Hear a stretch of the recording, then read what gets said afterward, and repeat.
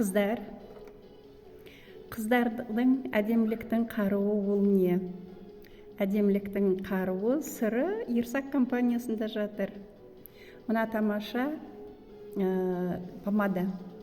Жидкая помада, матовая, қыздар. Міне. Өткенде де мен түсіріп көрсеткем. Мына помаданы мен сағат 9-да таңертең, жоқ 8:30-да жаққанмын таңертең.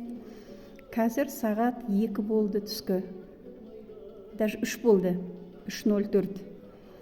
Әлі еш жер кеткен жоқ. Көріңдер ма, қандай стойки, әдемі, матовый, кетпейді. Керемет помада. Және ерніңізге өте жақсы, жағымды. Бұл біздің бірінші қаруымыз, қыздар.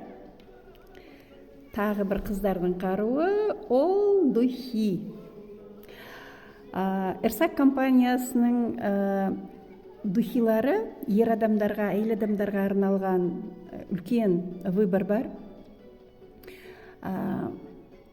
Енді үлкен духилар қымбат,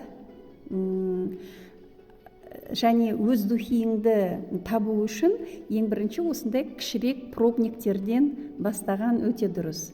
Мынау Ачелия духиінің, Ерсактың пробнигі.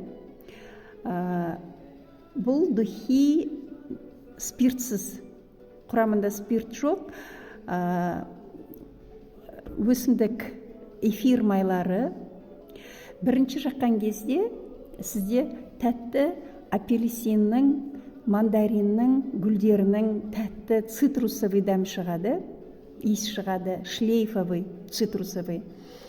Одан кейін тәтті малинаның дәмі шығады. Тәтті болғанмен бір приторный емес, сонда бір освежающий.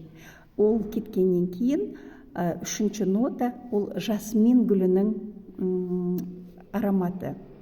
Өте сондай сүйкімді, өте нежный, ненавязчивый, қыздарға да жақсы, әйел адамдарға, барлық возрастқа жақсы деп ойлаймын. Бәленбай сағат ұсталады духи. Духидің өте көп ноталары кеткеннен кейін денеңізде сондай бір освежающий запах қалады, свежесть, запах свежести.